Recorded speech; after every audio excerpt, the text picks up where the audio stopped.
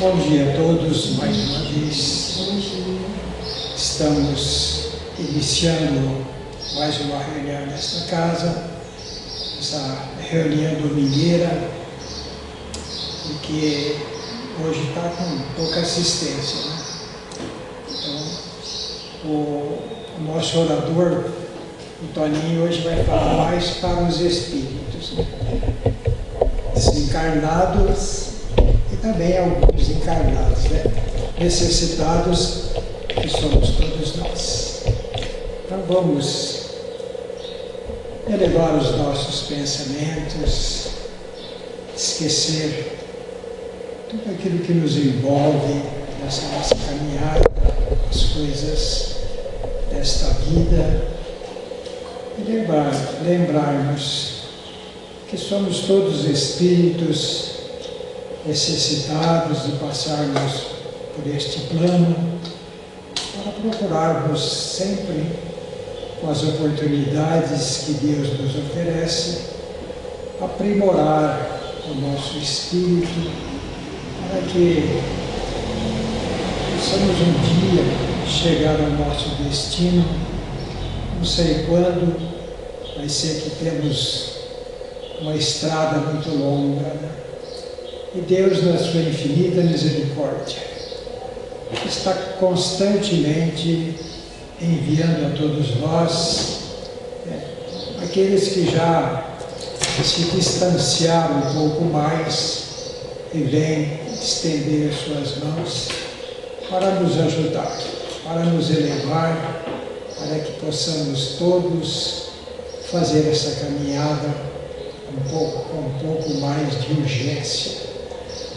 Assim, vamos lembrar aquele que passou por este mundo, deixando uma mensagem de consolo, de esperança, nos orientando, nos instruindo, para que cada um de nós possa, através das lições do Cristo, né, aprender com Ele, procurar sempre na prática do bem, fazer tudo aquilo que nos compete nesta vida. Assim, Senhor, abençoa-nos neste instante, abrindo as nossas mentes para assimilarmos a mensagem desta manhã. E assim, para iniciarmos, vamos repetir a prece que Jesus nos deixou quando alguém lhe perguntou: Senhor, como devemos orar? E Jesus diz: Pai bom e generoso, que estás no céu, santificado seja o teu nome, Senhor. Venha a nós o teu reino, seja feita a tua vontade, na terra como ele é feita em toda parte. O pão de cada dia, dá-nos hoje, Senhor. Perdoa as nossas dívidas, assim como nós perdoamos aqueles que nos devem. Mas não nos deixe, Senhor, cairmos em novas tentações. Livra-nos do mal, hoje e sempre. Hoje a preleção está a cargo do nosso companheiro, do nosso irmão, o Toninho. Vamos chamar ele de Toninho, que é mais carinhoso, né? Próprio lado. Se quiser usar na mão, só puxar o microfone. Bom dia a todos. Bom dia. Que Jesus possa conosco e está assim mesmo, como Ele prometeu, dizendo que onde dois ou mais estivessem reunidos em meu nome, aí eu estarei. Jesus sempre está conosco, não nos esqueçamos disso. Hoje nós trazemos a proposta de conversarmos a respeito do jugo leve. E nada mais justo do que nós revisarmos o Evangelho segundo o Espiritismo e fazermos uma breve leitura deste item do Evangelho.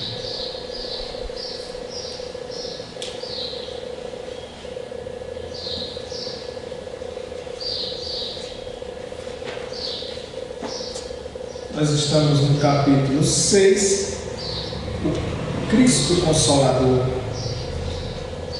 do primeiro item, em qual Kardec intitulou de o jugo leve. Vinde a mim, todos vós que estáis aflitos, e eu vos aliviarei.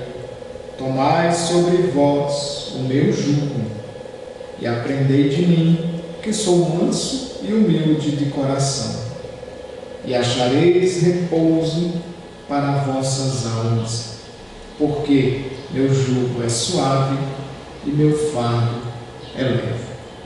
Mateus, capítulo 11, versículo 28 ao 30.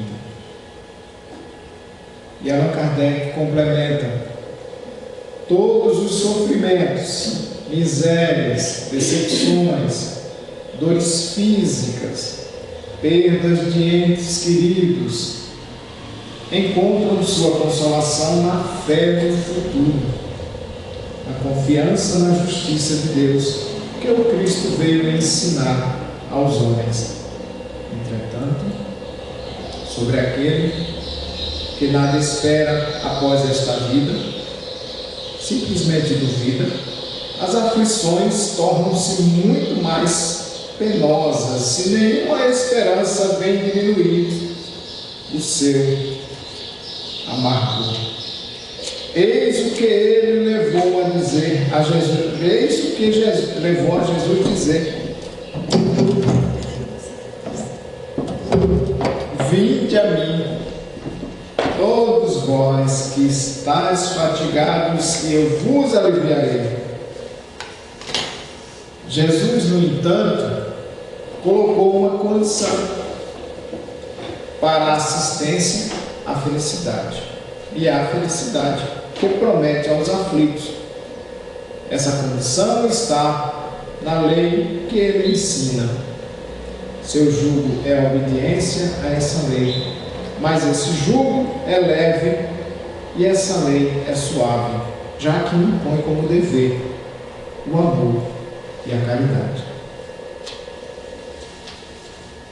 Gente, é tanta coisa que nós podemos estudar nesse breve capítulo, coisas muito essenciais, tantas que no sábado, quando eu me acordo pela manhã, minha cabeça estava pensando sobre o jugo leve, e foram tantas as informações que eu me levantei que eu deveria ter escrito, porque depois elas vão embora. Eu disse, elas devem voltar depois do domingo. Aí eu pensei, bom, nós vamos deixar sempre a cargo da espiritualidade. Vou estudar, sempre vou estudar para mim mesmo, aprender e melhor ainda, colocar em prática. E aquilo que a espiritualidade reservar para nós, não deixar só a cargo da espiritualidade, até porque se nós fizermos isso, não vamos compreender o que assim está escrito, já que se nós olharmos de forma histórica, nós, os seres humanos, aprendemos de diversas maneiras, e veja o que aconteceu no sentido religioso, quantas religiões, quantos conceitos, quantas condições colocadas, quantos jeitos, maneiras, formas de aprender a mesma coisa, sobre o mesmo Deus, o Deus único. Imagina se nós fôssemos politeístas, se com um Deus só nós já fizemos tantas religiões que parece que nós temos vários deuses, porque costumamos dizer assim: o Deus da minha religião, não, o meu Deus, ele faz assim, o meu Deus, ele faz de outro jeito. Imagina se nós fôssemos egípcios ainda e fôssemos politeístas, que realmente eles têm vários A crença deles era em vários deuses.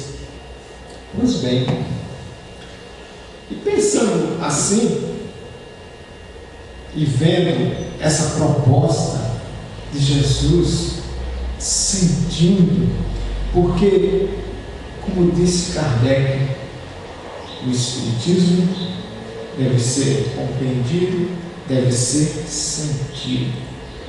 Você deve sentir aqui no coração, porque isso é o ensinamento do Cristo, quando ele diz que o reino de Deus está em nós, está conosco, está dentro de nós, está aqui no coração, está aqui no cérebro, está em nós, está no nosso caminhar, está no nosso viver. Esse é o reino de Deus. Cabe a nós desenvolvê-lo. Nós temos a herança espiritual. Somos filhos de Deus e herdeiros desse amor.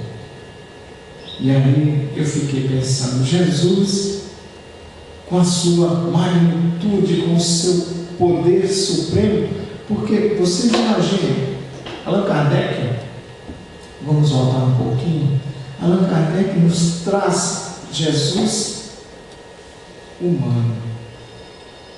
Observe, ele tem esse cuidado, porque Jesus é tratado, estamos falando de quando a doutrina surge no século XIX, já próxima da virada do século. Jesus, há 20 séculos, é tratado como Deus. Nós, através, vamos pensar já como espíritas, através das reencarnações, nós tínhamos a compreensão de Jesus, Deus, a terceira pessoa da Santíssima Trindade, porque a religião predominante, nós estávamos lá, encarnados, reencarnados, trabalhando com essa crença. E aí, Allan Kardec, ele é discípulo de Rousseau, discípulo de Pestalozzi, e esses principais pensadores, filósofos da época, eles acreditavam num Jesus humanizado, porque nós estamos falando do século das luzes, quando vem todos aqueles problemas ligados à ciência e à religião, aonde vem aquele momento em que a igreja vem falar da infalibilidade papal, de um homem infalível, de que seria o representante de Deus na terra. São muitas coisas, mas Allan Kardec nos lembra de que essa doutrina racional sempre vai nos fazer pensar, vai nos fazer questionar. E aí ele nos fala lá no comentário, depois da resposta, sobre quem seria o modelo ideal para o homem seguir. E os Espíritos respondem: vede Jesus. E ele diz lá no comentário dele que Jesus é o modelo capaz de nós seguirmos. E nós até hoje colocamos dificuldades para seguir. Creio eu, e aí vem uma opinião quase que particular, que por tantas encarnações nós acreditamos que Jesus seria Deus, nós colocamos essa dificuldade de dizer assim: nossa, eu não consigo ser Jesus, ou seguir, fazer o mesmo que ele fez, porque ele era Deus. Ao mesmo tempo, racionalmente falando, é impossível para nós definirmos Jesus, devido ao seu grau de elevação humana. Não vou dizer que ele é Deus, mas o seu grau de elevação é imenso. É só analisarmos, até mesmo historicamente, que no período da sua vivência na Terra, que chegou a viver como Ele, que chegou a dizer coisas tão belas como aquela passagem dos lírios do campo, quando Ele diz que olhai os lírios do campo, não descem, mas nem Salomão, na sua espantosa, o seu poder, se vestiu com tamanha beleza. Quem que disse, está escrito, amai os que vos amam, odeiem os que vos odeiam e vos perseguem. Eu, porém, vos digo, amai os vossos inimigos. Quem que disse isso? Perdoai, não 7 vezes, 70 vezes, 7 vezes. Quem que disse uma coisa dessa? Busquemos na história. Que a vossa mão esquerda não saiba o que dá à direita, fazer sem querer nada em troca, abrir mão das coisas materiais. Quem que viveu assim? Talvez Buda, mas se você for buscar na história, você ainda vai encontrar os detalhes que são diferentes.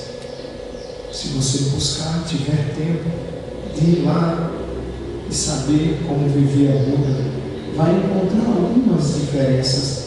Então, não existiu homem que falou ou que viveu assim. A sociedade da época do Cristo era uma sociedade extremamente injusta, extremamente violenta. Nós falamos hoje de violência. A sociedade que Jesus viveu era muito mais violenta. E Ele disse não à violência. O conceito judaico romano era o olho por olho, dente por dente.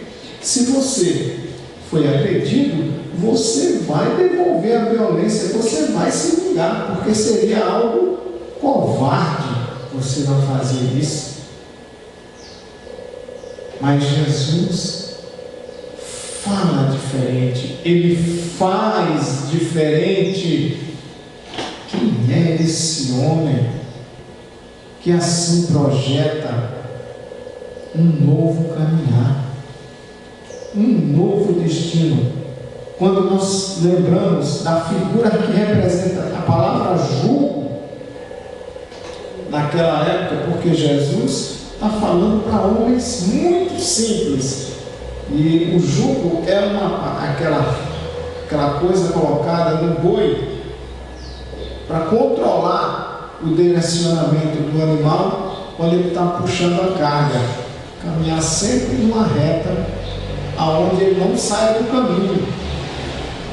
Então Jesus está propondo para nós caminharmos com Ele e não sair do caminho, caminhar reto com Ele, na mesma direção, fazer o que Ele faz, viver como Ele vive. Passaram-se tantos anos, nós criamos sistemas aonde sempre promovem a violência como algo que vai nos tirar do domínio do mais forte, quando nós estamos como mais fraco. Isso do ponto de vista humano, material, falando de corpos, nós vamos ver isso na história. Se nós, como disse Allan Kardec, lá na introdução do Evangelho segundo o Espiritismo, se nós tivéssemos proposto discutir sobre a ética moral de Jesus, nós teríamos encontrado nossa própria condenação. Porque não fizemos o dever de casa. Nós não discutimos a moral. E então, ele deixa claro, neste livro, na sua introdução, aqui irei falar do ponto de vista da ética moral de Jesus. Não vou discutir milagres, não vou discutir palavras-chave que se tornaram provérbios, porque nós já fizemos isso demais. As palavras de Jesus parece que elas são poemas apenas para você ouvir e dizer: olha que alívio. Estava eu procurando na internet estudar sobre esse tema e encontrei uma palestra que tinha muito tempo, feita em 2011 pela Anete Guimarães, onde ela contava que na época da sua faculdade ela teve que participar de um debate onde tinha que provar que 50 quilos de arroba com Jesus era mais leve. E aí eu lembro assim, é muito complexo você querer falar da maneira que a Anete fala, porque ela é uma cientista, ela é uma pessoa com conhecimento muito grande, ela fala em muitos termos técnicos, ela é neurocientista, ela é da medicina, mas interessante como ela coloca assim para as pessoas na época. Ela diz assim: vocês acreditam? E as pessoas ficavam ou com vergonha de falar, ou porque tinha dúvida: será que realmente 50 quilos de arroba com Jesus é mais leve? Será que é mesmo?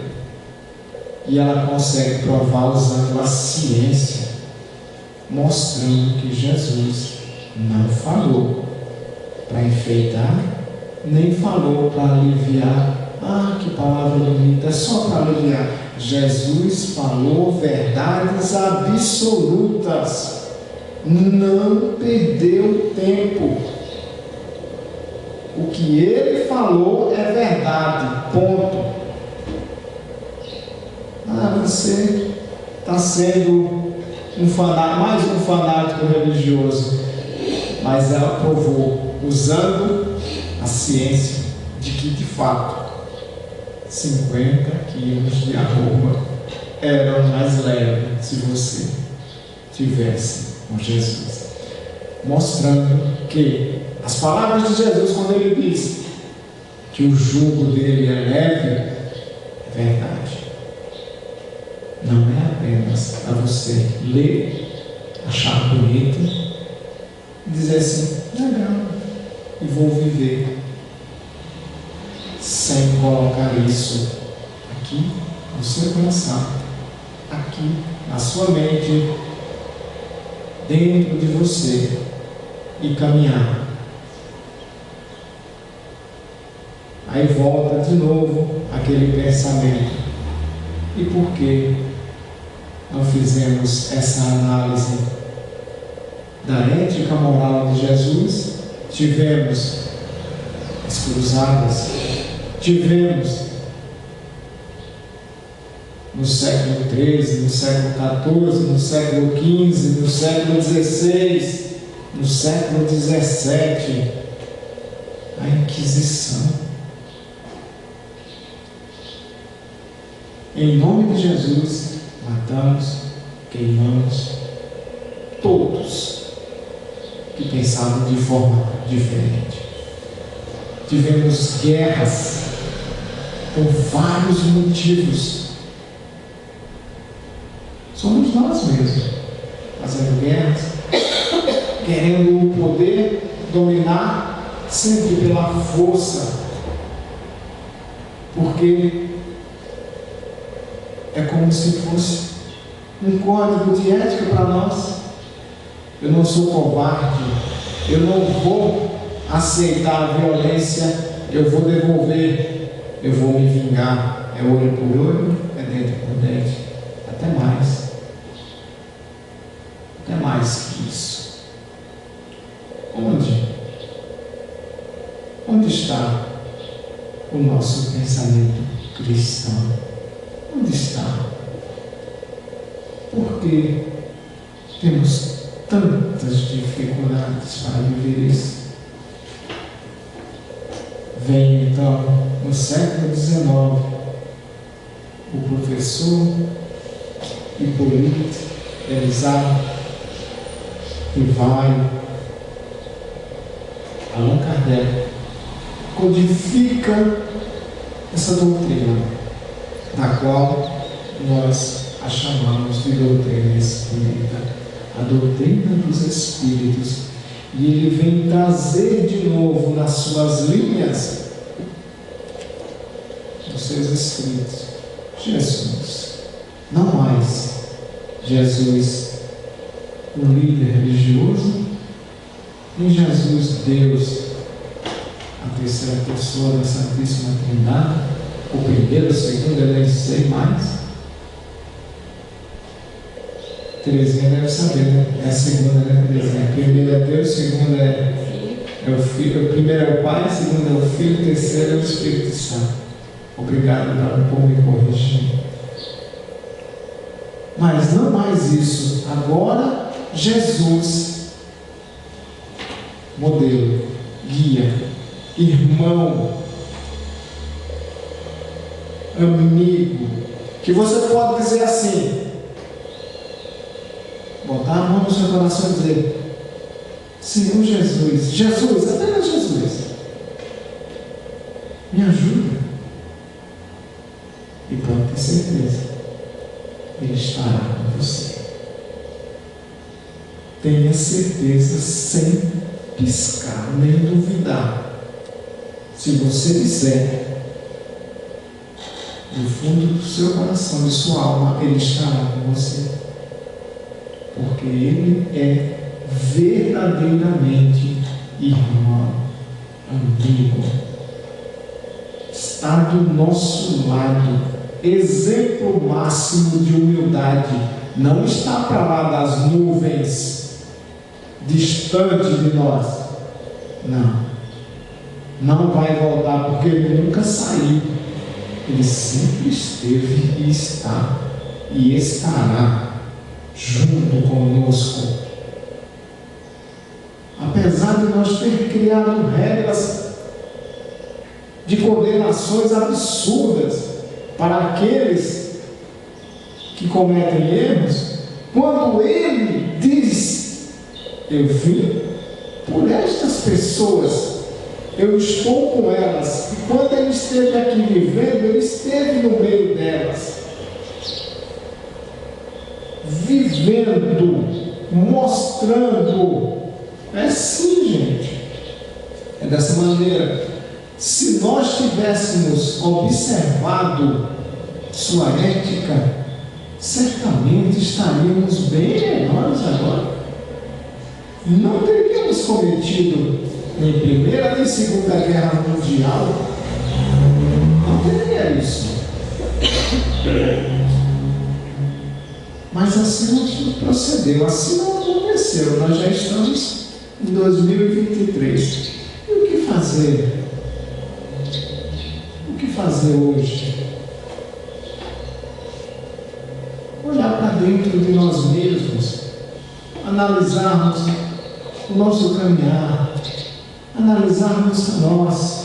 Nós temos hoje tantos que resolveram seguir Jesus, que estão contribuindo com suas informações, com o seu jeito de caminhar, nos dando o exemplo deles também, para que nós aprendamos. E nós temos um que é muito famoso, Santo Agostinho, que diz assim: fazer como eu fiz quando estava aí na terra, que sempre à noite, quando ia dormir, nas minhas orações, lembrava o que havia feito durante o dia, se fui gentil, se fui educado, se não julguei, se não condenei ninguém, se fui manso, se fui amoroso, e analisava todos os seus gestos durante o dia. O que foi que eu fiz? E buscava no dia seguinte melhorar. Façamos assim para conhecer quem somos nós mesmos. Nós já sabemos, somos espíritos imortais, carregamos uma bagagem de milênios, de coisas que fizemos, de que vivemos, que estão aqui conosco, traumas, erros, acertos, muitas coisas nós fizemos. Analisemos, sejamos como Jesus, dizendo: não vou me condenar, porque se ele diz que é leve, é porque é leve, é suave, é porque é suave, porque impõe o dever para nós. E qual é o dever? O que é que nós queremos? Nós queremos paz, nós queremos amor, nós queremos fraternidade, mas querer tem que ser fazer. Eu quero, eu vou fazer. Mas é difícil, Antônio, como eu vou fazer com um mundo tão violento, pessoas agredindo umas às outras?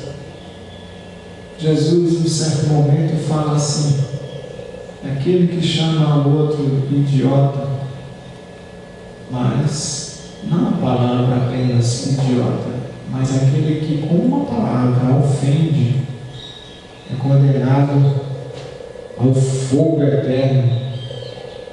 Aprendamos isso como figura. Olha só, apenas uma palavra ofensiva pode ser algo muito perigoso para nós, quando nós sabemos até que nem precisa falar, só pensar, para qualquer um. E nós assim procedemos muitas vezes. E eu estou aqui pensando, meus queridos irmãos, não é você falando ou você, não, sou eu pensando, falando, porque nós só vamos receber a cada um segundo as suas obras, assim disse Jesus. E essas palavras ofensivas, elas são contrárias à lei de amor, à lei de caridade. Elas são desagradáveis, elas são contrárias à docilidade, à delicadeza. Então, isso é contrário à ética moral de Jesus. Simples, mas e nós temos ainda muitas dificuldades. Eu lembro também nas observações do Sermão do Monte, Jesus muito firme, dizendo: não julgueis para não serem julgados, porque com a mesma régua que tu medir, tu serás medido. E eu ficava pensando, por que ele foi tão duro? E a gente esquece. Ele só foi duro e disse assim porque ele sabia de muito mais do que nós. E nós, com essa dificuldade de conhecer a tudo, nós mesmo assim dizemos que sabemos o que o outro fez e estamos condenando, julgando, sendo que nós não sabemos e estamos falando sem saber, argumentando sem conhecer. Por isso que ele falou: não julgueis, porque nós não sabemos, nós não conhecemos realmente o que que estamos dizendo. Porque se somos espíritos imortais e possuímos uma bagagem gigante de vivência, como que nós sabemos o que fizemos? Nós não sabemos o que fizemos, imagina o que o outro fez. Por isso não julgar, por isso não condenar, por isso aprender a amar. Aí nós lembramos o capítulo 11, amar a Deus, amar ao próximo como a si mesmo. No item 8, instruções dos Espíritos, na mensagem de Lázaro. Em determinado momento ele diz assim, que a palavra que vai levantar as lápides dos túmulos vazios, a segunda palavra mais importante que está escrita no Evangelho, a reencarnação. E eu ficava me questionando por que é a segunda palavra mais importante. A primeira, logicamente, que é o amor. Nós estamos falando justamente das lições do amor. E aí eu fiquei pensando, por que eu digo por que Lázaro disse que é a segunda palavra mais importante? E eu estava diminuindo a reencarnação. Quando eu ficava pensando, fulano é reencarnação de Beltrano, de Cicrano é reencarnação de fulano. Quando a reencarnação é a reorganização da lei de justiça e de amor, onde tudo se reorganiza, porque queiramos ou não, nós vamos ter o que merecemos, nós vamos receber aquilo que fizemos através desta lei.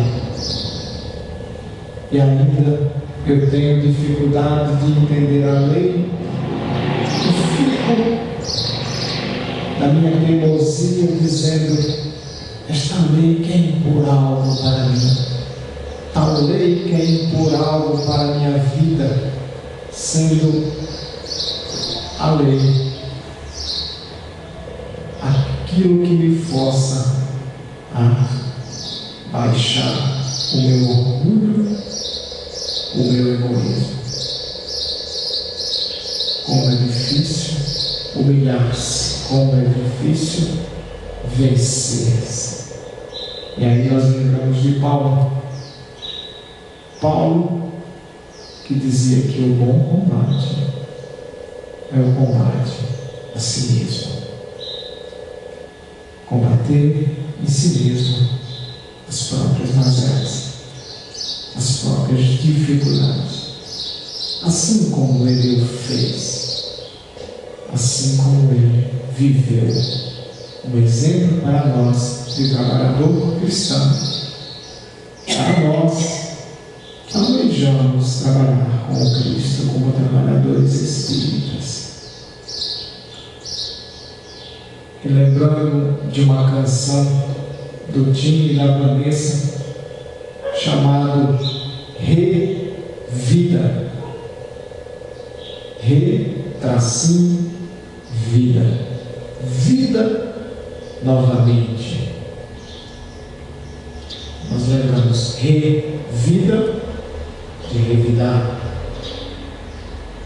E lembramos de Re-Vida, de viver de novo. E na canção ele vai mostrando o momento do desencarne, a dor, o silêncio, a solidão, aquilo que vivemos. Certo momento da canção, ela nos faz lembrar as punições, os ais,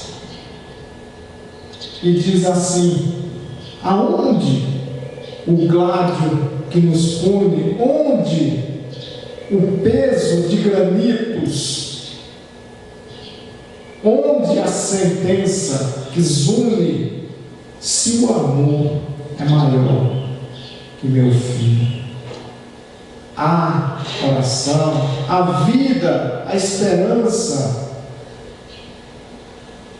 nos acalenta. Deus, sinto um sono e um seio envolve criança serena.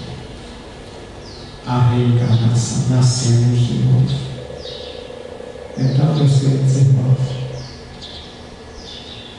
se não acreditarmos na fé no futuro, todo o peso das dores será sempre maior e não compreenderemos o jugo leve de Jesus. Muita paz, Jesus nos abençoe, nos proteja e nos ampare a todos. Nós vamos convidar os irmãos ao passe, aqueles que estão preparados para pegar o passe, e aqueles que vieram apenas receber, que permaneçam em oração, em prece, em confiança em Jesus. Obrigado.